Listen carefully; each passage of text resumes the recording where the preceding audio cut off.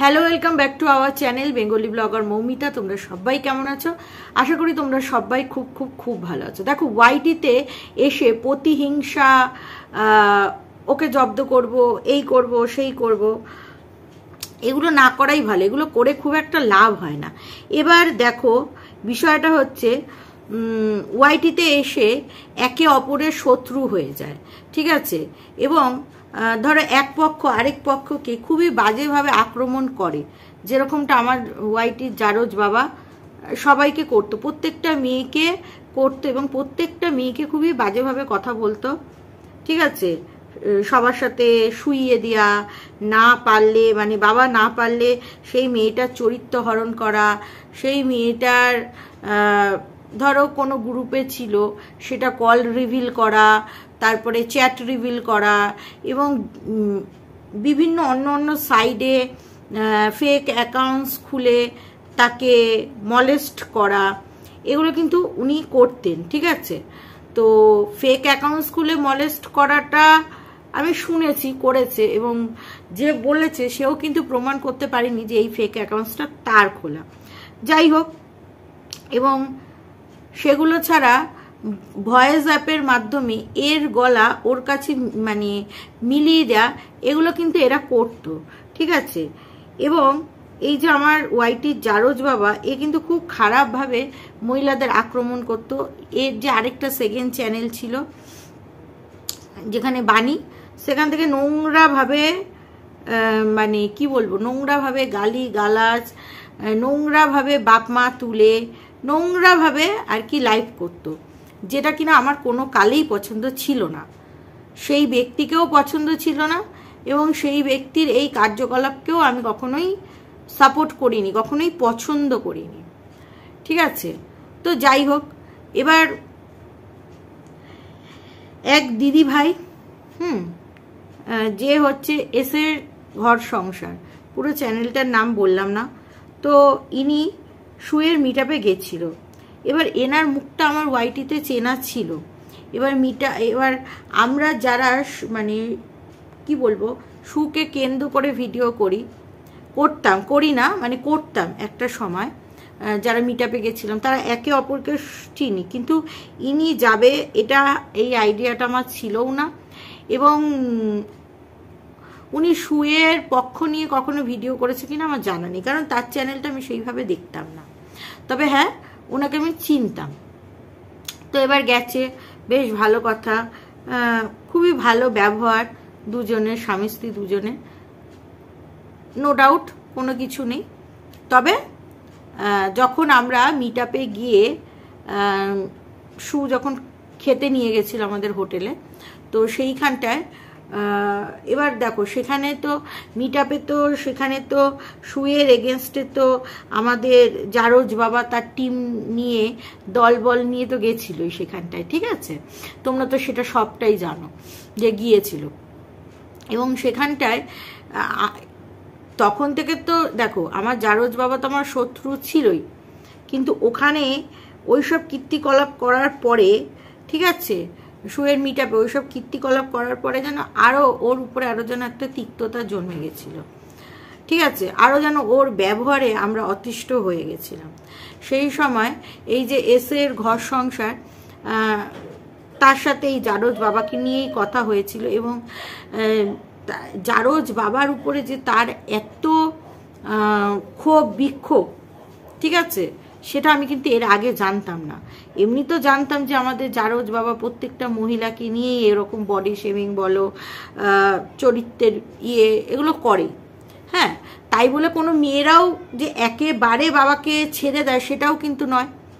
বাবা করলে মেয়েরাও করে, মানে আমিও করেছি। এবার বাবার মতন লেভেলে গিয়ে তো আমি করতে পারবো না, কিন্তু করেছি, একদম করিনি, একদম ধোয়া তুলসী পাতা সে কথাটা কিন্তু আমি বলবো না। যাই হোক, তখন এনার হাজব্যান্ড, এই দিদির হাজব্যান্ড মানে দাদা, তিনি বলছিল যে ওর নামে কেস করে দাও, এই করে দাও, সেই করে দাও। তখন আমি বলেছি যে কেস করে কি হবে, কেস করে কি হবে? তখন বলছে আমরা করব, এই সেই বৃত্তান্ত, হ্যাঁ। তো যাই হোক, এই সমস্তগুলো ওনারা বলেছে যে এখন তো মানে জানুয়ারি মাস, এখন তো জানুয়ারি মাসে কোর্ট টোট বন্ধ থাকবে, কোর্ট খুললে তারপরে ওর ব্যবস্থা হবে সাইবার ক্রাইমে, এই সেই। তো যাই হোক, এনারা ওর যে দ্বিতীয় চ্যানেলটা ছিল যেখানে থেকে ও গালিগালাজ করতো, তো সেই চ্যানেলটা কিন্তু এনারা বন্ধ করে ছেড়েছে, ঠিক আছে। এবং বাবা কিন্তু যখন ওই চ্যানেলটা বন্ধ হয়ে গেছিল, ঠিক আছে, তো বাণী, বুঝেছো, তোমরা বুঝতেই পারছো, তো সেই বাণী চ্যানেলটা যখন বন্ধ হয়ে গেছে বাবার যখন বাণী দেওয়া বন্ধ হয়েছে, বাবা কিন্তু একদম চুপচাপ ছিল, ঠিক আছে। ওটা সাইবার ক্রাইম থেকে মানে বন্ধ করে দিয়েছে। তারপরে তো তোমরা জানো এই যে ওয়াইটি সনাতনধর্মী ম্যাডামের উৎপত্তি হয়, এবং ম্যাডাম সেখানে মানে কি বলবো, আমার বাপের বিরুদ্ধে কেস করবে, এই করবে, সেই করবে, হ্যানা করবে, ত্যানা করবে বলে সবাইকে আহ্বান, যেসব মহিলারা মানে বাবা যেসব মহিলাদের খারাপ কথা বলেছে সেই সব মহিলাদের আহ্বান করেছে, তো তারা গেছিল। তার মধ্যে কিন্তু এসের ঘর সংসারও গেছিল। এবং দেখো, ওই সনাতনধর্মী ম্যাডাম কিন্তু আমাদের সবাইকেই যেতে বলেছিল, ঠিক আছে, ইন্ডিভিজুয়ালি তো কাউকে বলেনি, সবাইকেই যেতে বলেছে। তো ব্যাপারটা হচ্ছে আমরা যাইনি, কেনই বা যাব, কথাটা আমাদেরও শুনিয়েছে, ঠিক আছে। কারণ দেখো, তুমি যখন কারোর বিরুদ্ধে কেস করবে, কথার কথা বলছি, তুমি যখন কারোর বিরুদ্ধে কেস করবে, তো তোমাকেও কিন্তু কোর্টে দৌড়াতে হবে, তাকে যদি দৌড়াতে হয় তোমাকেও দৌড়াতে হবে, তার যদি পয়সা খসানোর হয় তোমারও পয়সা খসবে। এবার সেই জায়গাটা থেকে কতটা কি লাভ পাবে, কি হবে, তুমি কি বিচার পাবে, সেটা পরের কথা। বিচারের আশাতেই তো মানুষে যায়, সেটা পরের কথা, কি কতটা বিচার পাবে। এইবার বিষয়টা কার কতটা ধৈর্য। এবার বিষয়টা হচ্ছে ওইসব ঝুট ঝামেলাতে আমি যেতে চাইনি, কারণ ওয়াইটি থেকে আমরা কন্টেন্ট ক্রিয়েট করতে এসেছি, সেখানে এমন কিছু আর্নিং হয় না যে সেটা কেসের পিছনে খরচা করে দিতে পারবো। একটা কেসের পিছনে প্রচুর খরচা, তো সেই আর্নিংটা হয় না, হলেও করবো না, কারণ ওইসব ঝুট ঝামেলায় কেনই বা যাবো, কেস কামারি ঝুট ঝামেলায় কেনই বা যাব, ঠিক আছে। কন্টেন্ট করতে এসছি যতটা, দেখো এবার কি বলতো, এখানে তুমি দেবে, তুমি নেবে না সেটা তো হয় না, তুমি দেবে, তোমাকে নিতেও জানতে হবে, ঠিক আছে। এবার তুমি কন্ট্রোভার্সি করবে, তোমাকে নিয়ে কেউ কন্ট্রোভার্সি করবে না, এটা হয় না, তোমাকেও সেটা নিতে হবে। এবার তুমি তাকে 10% দিচ্ছ বা ভদ্রভাবে তুমি তার সাথে বলছো, সে যে তোমার সাথে ভদ্রভাবে বলবে সেটা নয়। এবার কার ধৈর্য, সবার ধৈর্য লেভেলও এখানে সমান নয়, অনেকে পারে না, অনেকে সাইবার ক্রাইমে কেসের আওতায় দৌড়াদৌড়ি করে। আমি বলছি না যে দৌড়াদৌড়ি করাটা খুব একটা মানে খারাপ কাজ, সেটা বলবো না। অনেক সময় অনেককে খুব বাজেভাবে আক্রমণ করা হয়, মিথ্যে জালে ফাঁসানো হয়, সেক্ষেত্রে যায়, ঠিক আছে, ঠিক আছে। তো এবার দেখো, যে কেউ যদি মনে করে যে আমি ওকে সাজা দেবো, ওকে লড়াই করব, ওর উপরে আমার রাগ, সেটা ঠিক আছে, কিন্তু এসব ঝুট ঝামেলা মানে আমার ব্যক্তিগতভাবে পছন্দ নয়। যে আমি কেন এইসব ফালতু ঝুট ঝামেলায় জড়িয়ে আমি কেন দৌড়াদৌড়ি করব। আমি যতটা পাচ্ছি নেব, উত্তর দেব, যখন পারবো না আমি থেমে যাব, সরে যাব। আর যদি মনে করি নেব, সেটা আলাদা ব্যাপার, কিন্তু আমার মনে হয় না এই সব ব্যাপারে নিয়ে খুব একটা বিশেষ কিছু লাভ হয়, ঠিক আছে। এবার যাই হোক, যে গেছে তাকে আমি বলবো না সে ভুল গেছে, সে হয়তো কোনো একটা আশাতেই গেছে, কিন্তু কথা হচ্ছে কি বলতো, সেই এস দিদিকেই বলছি, এখানে ওই 3 মাথা, হ্যাঁ, মানে কি বলবো বুঝতেই পারছো,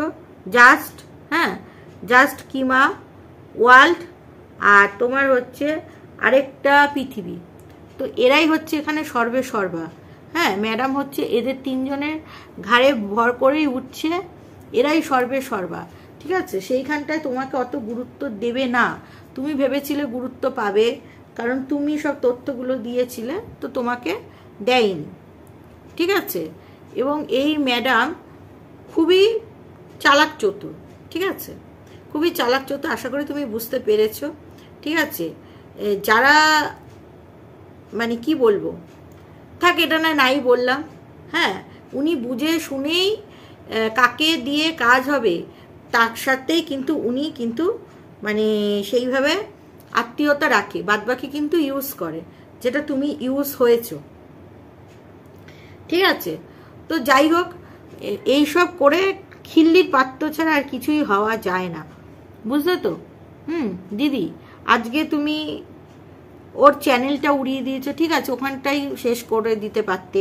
তারপরে যদি তুমি মনে করতে ওর বিরুদ্ধে কেস করবে, মানে আমার জারজ বাবা, তো ইন্ডিভিজুয়ালি করতে পারতে। এই ম্যাডাম ট্যাডামকে ইয়ে করে, যাই হোক, তুমি হয়তো বুঝতে পারোনি, তুমি হয়তো আশায় গেছো, তবে না গেলেই পারতে।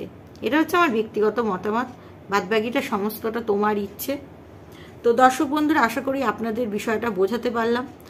আর এইভাবে কিন্তু আপনারা ম্যাডামের কার্যকলাপ এবং আপনাদের চোখ খুলতে থাকবে, ম্যাডাম কি ধরনের কাজ করে, মানুষকে কতটা বোকা বানায়, আপনারা কিন্তু বুঝতে পারবেন।